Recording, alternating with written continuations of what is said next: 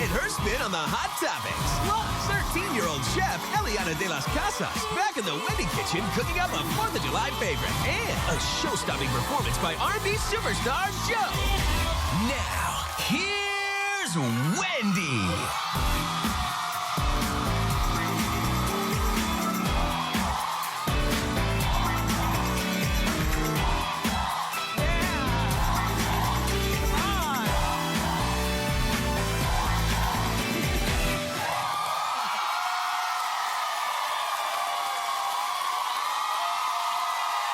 I meant to talk with you yesterday about this big Jennifer Lopez hubbub. Have you heard what's going on with her? Yeah. Okay, well, you know, for those of you who haven't, I'll fill you in and then we'll talk. You know, she landed herself in some hot water recently because she did a private concert in Turkmenistan, and she sang Happy Birthday to the president. Well, it sounds innocent off the top, but the problem is the country has been named one of the most repressive countries in the world, or the government in the world. The government is very repressive, and Jennifer Lopez has since apologized. No word on whether she gave back the $1.5 million. According to Us Weekly magazine, that's what she got. But she said she apologized because she had no idea what the human rights conditions were over there, and they are very oppressive. But Jennifer is not the first celebrity to make this type of hiccup, which is probably why it shouldn't have happened, because if you are not the first to do it, then you have seen examples of how people turn against you when you do things like this. I mean, other celebrities who've performed under such conditions include 50 Cent, Mariah Carey, Usher, and Beyonce. They've all come under fire for being paid to perform for notorious government officials and countries and things like that. Beyonce is the only one that we could find that reportedly donated her performance fee to the Haitian Relief Fund after she found out that she did wrong. But in my mind, I think that that Mariah Carey probably donated to a lamb fund someplace. We just never heard about it. She doesn't seem like the type that would keep the money if she found out that she sang, you know, for the wrong people. 50 Cent probably still doesn't know. And then, and to me, and Usher is selfish, so he kept the money and will still go back and perform. This is all in my mind. I mean, the right thing to do if a mistake like this happens is not necessarily, okay, if you don't want to give back to the country or the government or the people of the region, then, you know, you give it back in some grandiose way to somebody, some organization in need. As far as Jennifer Lopez, I see Jennifer as, I love Jennifer Lopez, but I see her as the type that never turns down a buck, regardless of how it's gotten. However, in this particular case, I'll bet you she didn't know that she was performing for such a government. Because you have to think, when you're a Jennifer Lopez, right, you know, your job is to, first and foremost, your family, now that she has, you know, the children and everything. Second of all, your health. I mean, she might move like she's 22, but the fact of the matter is that she's a 40-something-year-old woman, no laughter involved. And you know, you gotta moisturize, you need your sleep. You need your, you know what I'm saying? Like they're laughing. No, I'm trying to be serious. You need your sleep, you need your rest. You know, you rescue yourself first and you take care of your family second. And at this point in her career, she's got enough minions, hangers-on, that they should be doing it. So somebody needs to be fired in her camp because somebody was supposed to do that research. You know what I mean? I mean, if I was invited to some place like that, I'd probably put my son on it because he needs to know more about the world, you know, so her kids aren't old enough, but at 12 years old, I'd be like, do a book report and turn it into me. You know, I want to know where I'm going. But somebody needs to be fired, and it starts with her manager, Benny Medina, being put on notice because, you know, if she got paid 1.5, his cut was at least $300,000. Right, exactly. And then all those people that she has working for her. So I don't blame Jennifer, but some heads in the camp need to roll. And you celebrities need to be more thoughtful when you just accept the buck from these places around the country. That's not hot. Kat Von D and DJ Deadmau5 are over. Do you remember she was here just 2 months ago? and she talked about how he proposed and gave her this really fancy black diamond ring for the engagement ring. And do you remember how she said that they were gonna get married in Vegas in an underwater wedding? And do you remember how when she came out, because if you're like me, you were curious as to what she sounds like when she talks and when she's off the set of tattooing? Because normally, don't you, it's not a good stereotype, but don't you stereotype girls with a lot of tattoos, and in that culture is kind of like being hard and not really soft and, you know, kind of, but she came out here, she was like one of the girls, she was so sweet and so cute and one of the girls. And anyway, Kat announced the split on Twitter and also his alleged cheating on Twitter. Here's what Kat says. By the way, don't cry for Kat, she's hot, she'll get another. But in the meantime, here's what she said. No, come on. She goes, at Deadmau5, perhaps I should post screenshots from your phone from the girls, more than one, you had sex with while we were together. Wow, not only are you a cheat, you're also a bleep liar. Now, you remember, she was with Jesse James for a moment and everything. You know, you know what? Kat, you'll be fine. The thing about the tattoos, though, which I was, when she got here, when she came to our show, she was so, as a matter of fact, she promised me next time I had a break to come out to Vegas and she was gonna give me some sort of tattoo or something. Only thing is, I got this little vine right here. I don't think I want any more. The only tattoo I would really like to have, but I don't have such attractive feet to draw attention down there. You know how Ripa and also Ripa's got those rosary beads, and so does Nicole Richie. I just think that that's one of the prettiest things that a girl could get, those rosary beads around your thing and down your thing. And I'm not Catholic, but I believe. But I don't, you know. And then I was telling you I wanted to get the wedding ring thing, but when Kat was here, she told me that the bony part really hurts. So, you know, I use a Sharpie. But, you know, this right here, doesn't this just do something to a girl that just makes you say, ooh? You know, all those tattoos there? It's like Amber Rose. Do you remember when she had, like, no tattoos visible? And now she's with Wiz Khalifa, and she got all these tattoos, and I can't even make rhyme or reason out of them.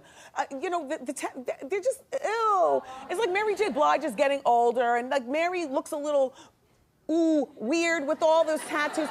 The only arm tattoos that I've ever seen that look really good on a girl, that one little vine that Pam Anderson has. It's just a little something right here.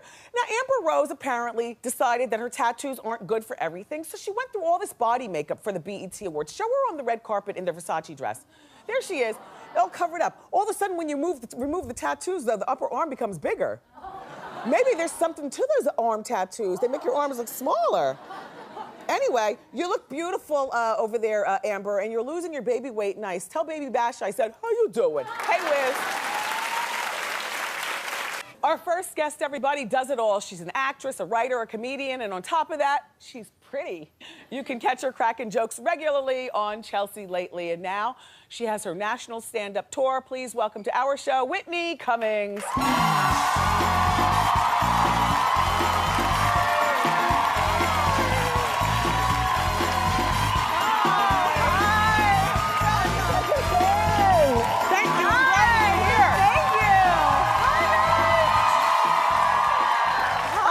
Funny girls. I love your body. Thank you. I'm very sexually confused right now. I mean, it's like, I just want to just motorboat that. Okay. Just say what I say. How you doing? Doing. Oh, how you doing?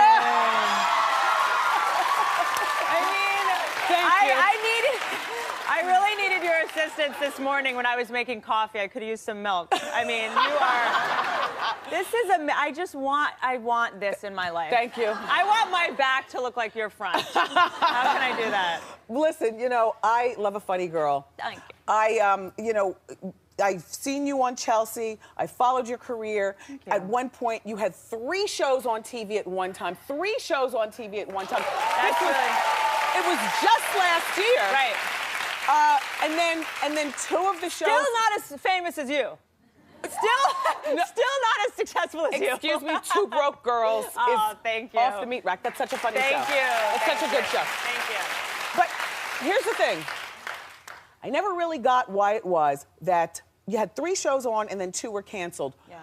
The critics, I heard, were harsh to you. Can you explain? Yeah. Well, you know, I think critics, their job is to criticize things, you know, that's in the job description, so I try not to take it too personally, but, you know, I was doing a multi-camera show, which is like what Seinfeld and Friends was like on NBC, and that's kind of a traditional format. It was Whitney, the sitcom, Whitney, everybody. yeah. Oh, you didn't watch it. Don't pretend like you watched it, okay? If you had watched it, I wouldn't be here right now, okay?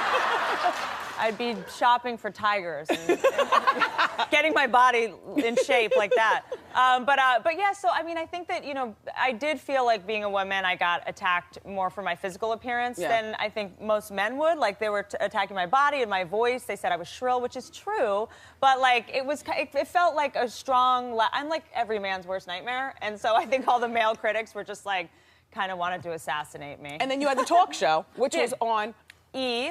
On E? E. Well, you know, I mean, you know more than anyone. I try to do a weekly talk show, and that's very hard to do because news is so topical now. You get news in 2 seconds on Twitter, you know. It was only on one day a week. It was only on one day a week, and I was doing it simultaneously with the. It was just I was trying to do too much. Yeah. You know, my hair extensions were falling out. That's how stressed out I was. But listen, you got a hit with this Two Broke Girls. Yeah, Two Broke Girls is great. I did it with Michael Patrick King, who did Sex and the City, who's like my hero, you know. And it's about two strong girls that live in Williamsburg over the bridge, and people really seem to like it. So now tell me how. Thank you. Look.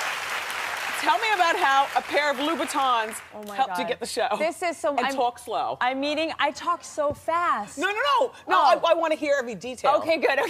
Go ahead. So I'm meeting with Michael Patrick King, who does Sex and the City, which is the most fashionable, amazing show ever. It's like clothing porn, you know. And so I'm meeting him, and I'm like, okay, I need to have on some amazing shoes. Carrie Bradshaw. So I literally have in my bank account maybe like $700 or something at the time, like total. My rent's like $800, and I was like, I got to get some amazing shoes. I was like, I'll go to Neiman Marcus, I'll get Christian Louboutin shoes, wear them for the meeting, and then return them. I put like tape on the bottom so that I didn't scuff them. I was walking like a serial killer, trying not to scuff them. But it was August in LA, so it was like 103 degrees. I'm sweating profusely. I'm so nervous about meeting him. I'm like, the shoes turn into like a marsh. Like a swampy, sweaty marsh. And through the entire meeting, I'm just like trying to air out my shoe. I'm just like trying to rock my feet, and that's all I'm thinking about the entire meeting, but also trying to make sure he sees them. I'm like, so, what do you think? You know, like, I really need to make sure he saw that red bottom, you know? And the tape? I know, and then I had tape in the red, and it was just like, just see the little sliver. And then I was there, we got along so well that I was there for like 2 hours and just.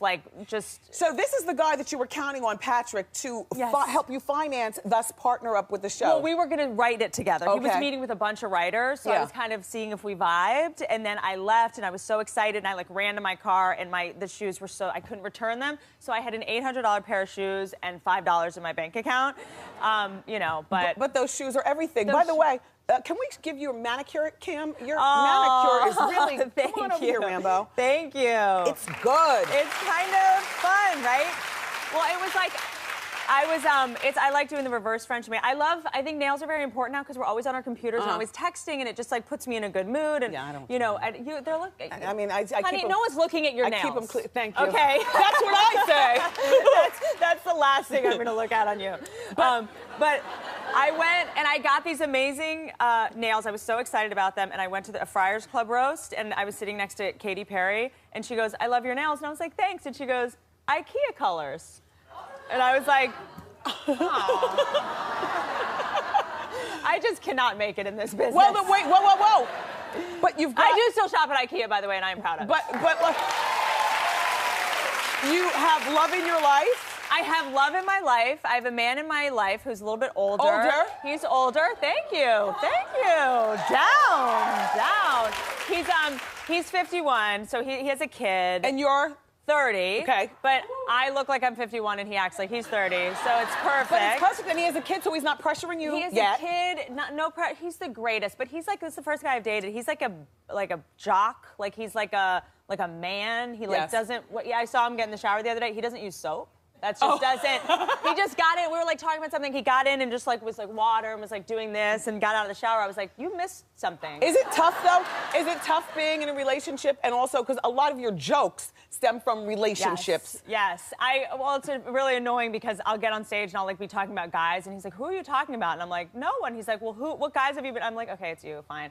But I just try to be respectful because he has his kid. But if you date me, First Amendment, everyone's gonna know everything, so don't piss me off. Well, this is what I like also is that you are one of those girls, you're good friends with Chelsea Handler. Best friend. Which means that a lot of drinking and a lot of great stories that you could probably go on for days and days. I just love that. We have the best time together. There's this like thing that people think that female comedians don't get along and that we're catty, which I really want to break that myth. Like we're so supportive of each other. We love each other. I hang out with Kathy Griffin all the time too. But Chelsea and I actually just yesterday, we were, it was raining in New York. We went to the MoMA and we went to the Met and the Guggenheim. You know, the Guggenheim is that spiral. Yes. We had 2 cocktails at lunch and we were walking around the spiral of the Guggenheim and there was an exhibit on like lights or something that was like, it's totally overrated. And we're looking at the track lights and we're like, this is gorgeous. This is, and then I'm like, that's not the exhibit.